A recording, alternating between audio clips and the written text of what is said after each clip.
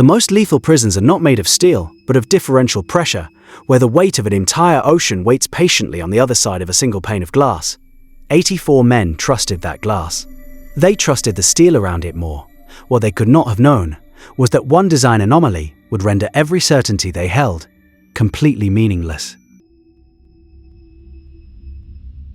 166 nautical miles east of St. John's, Newfoundland, there is nothing. No coastline, no radio tower, no shadow of land.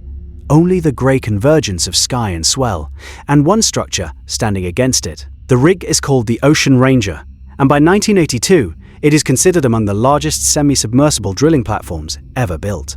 Its designers called it Unsinkable, not as a marketing flourish, as an engineering conclusion, stamped and filed, treated as settled fact by the corporation that owned it. 46 employees of Mobil Oil Canada and 38 contractors from various service companies occupy this platform on the 14th of February. They are drilling well J34 in the Hibernia field, a routine operation repeated countless times before. Men eat in the galley on a fixed schedule, shifts rotate, logs get filled out in the same handwriting, night after night. The structure is so massive, so heavily ballasted, that many crew members report feeling almost no motion at all, even in rough water.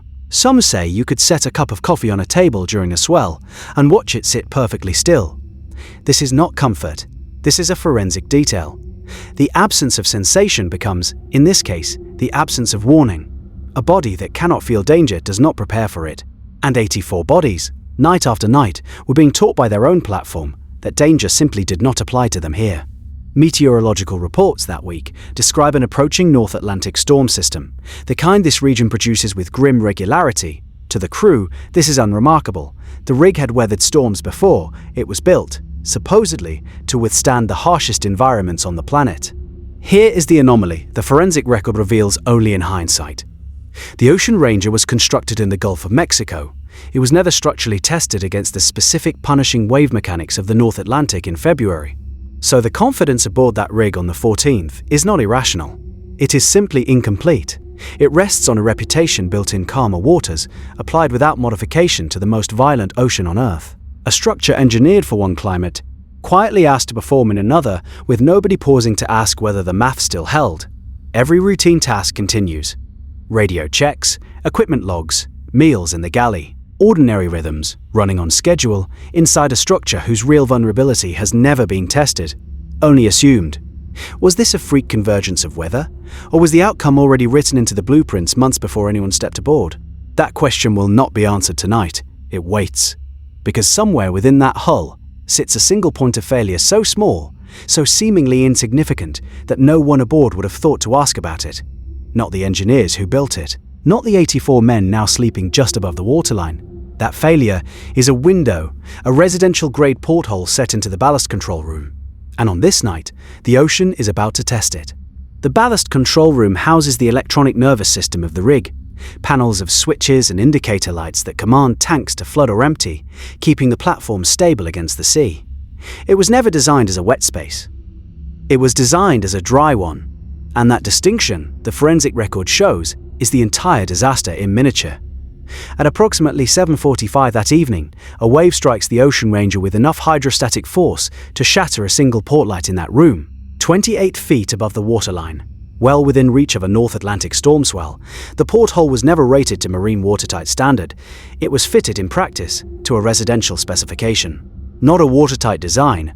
A pane of glass, sealed like a household window, standing as the last barrier between an electrical control panel and the Atlantic Ocean. The glass gives. Seawater floods into a room built to stay dry. What happens next is almost mundane in its execution. Crew members respond. They sweep the broken glass, they mop the water from the floor. There is no panic, because there is no reason yet to feel any. The training these men received said nothing about deadlights, nothing about disconnecting power before cleanup, nothing about the specific chemistry now occurring inside those panels. Because saltwater does not simply sit on a surface. It conducts, it corrodes, it finds the smallest gap in an electrical housing and begins silently to short the circuits behind the console, the exact system responsible for controlling the rig's buoyancy. Here is what should trouble you. The Royal Commission would later conclude that had the crew simply closed the deadlights, shut off the electrical and air supplies to that panel, cleaned the water, and every life aboard it would have survived the night. That single omission, born from a training gap rather than a moment of panic, is the hinge on which 84 lives now turn. No alarms sound, no one raises their voice. The room is quiet, orderly, professional. And within that quiet, a corrosive current begins traveling through the console. An invisible process, already deciding the outcome of the night before anyone understands there is anything left to decide. Salt water does not ask permission. Inside the shorted panel, electrical current begins arcing across circuits never engineered for moisture. And somewhere in that failing architecture, the console starts sending commands no human being ever issued. Solenoid valves inside the ballast system begin opening on their own.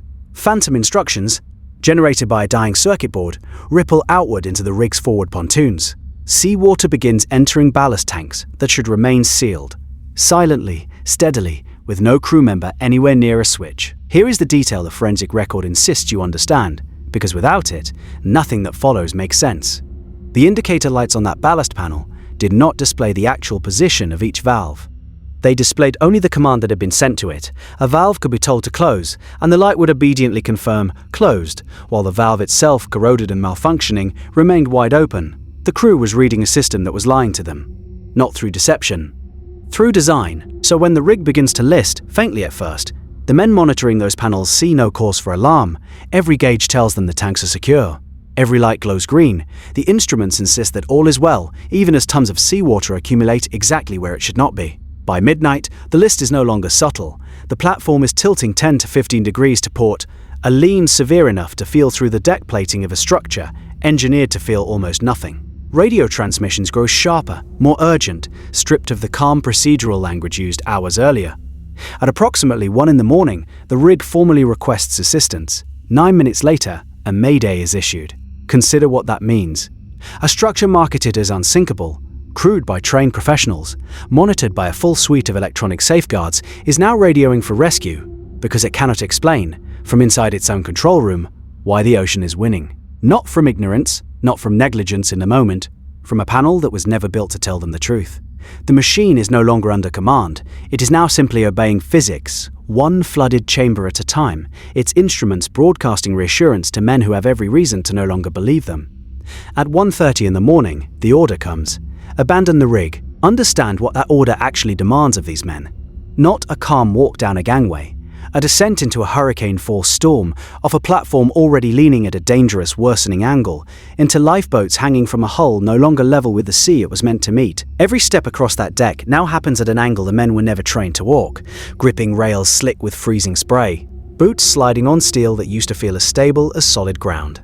The list itself becomes the first obstacle. Lifeboat number 1 will not release from its damaged davit.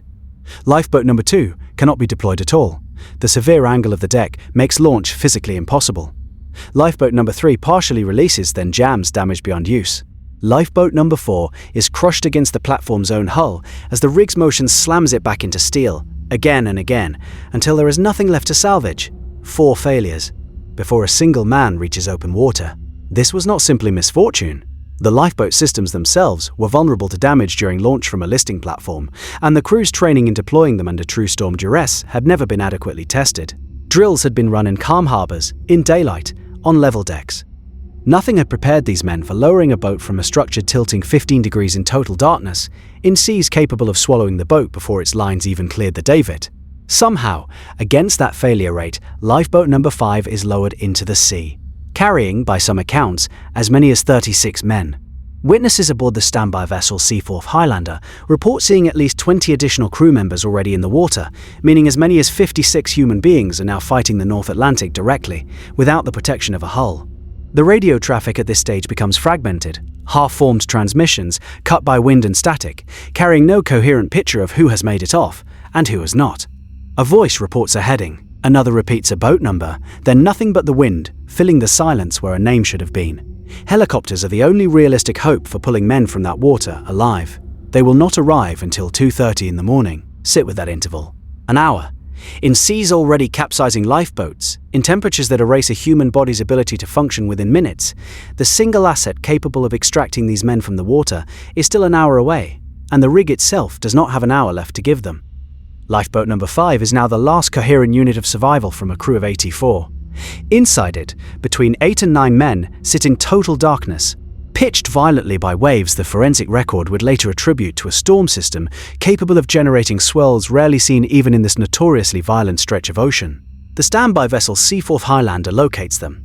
Through the small portholes of the enclosed lifeboat, the men can see it. Running lights cutting through the spray, a vessel close enough to represent rescue, too far to represent safety. This is the detail the forensic record cannot soften. They were not lost at sea in the abstract. They were found, they were visible, and for a sustained, agonizing stretch of time, they remained precisely that, visible and unreachable. The water temperature that night sits near freezing. At that temperature, unconsciousness from hypothermia can occur in under 15 minutes of direct exposure. Death follows shortly after. The window in which a human being can be pulled from that ocean and still be saved is not measured in hours. It is measured in single-digit minutes. The crew of the Seaforth Highlander attempts what the US Coast Guard would later describe, in its own official language, as an operation for which the vessel was neither equipped nor configured. Still, they managed to attach a rescue line to the capsized, then rerighted lifeboat. A small miracle of seamanship in seas that make basic maneuvering nearly impossible. The line holds. For a moment it holds, then the line snaps, causing the lifeboat to capsize. There is no interval between those two facts, no transition, no warning. One moment, a tether to life, the next, 8 to 9 men thrown into black water already near the freezing point, their lifeboat now inverted above them. Between 3:07 and 3:13 in the morning, the Ocean Ranger itself capsizes bow first and sinks, settling in roughly 260 feet of water. The supply vessel Nordator maintains radar contact until nearly 3 in the morning, and later locates the overturned lifeboat. With bodies inside, all 84 men aboard the Ocean Ranger are lost. Only 22 bodies will ever be recovered. Autopsies confirm what the water temperature already made certain: death by drowning, while in a hypothermic state. The remaining 62 are never found. A joint Canadian and American Royal Commission opens its investigation into what remains, to this day, the deadliest offshore petroleum accident in Canadian history. Its members sit for months, reviewing radio logs, engineering schematics, weather data, and testimony from surviving vessels, reconstructing minute by minute a night none of the 84 men could describe for themselves. Its conclusion is not built around a single wave, it is built around a chain.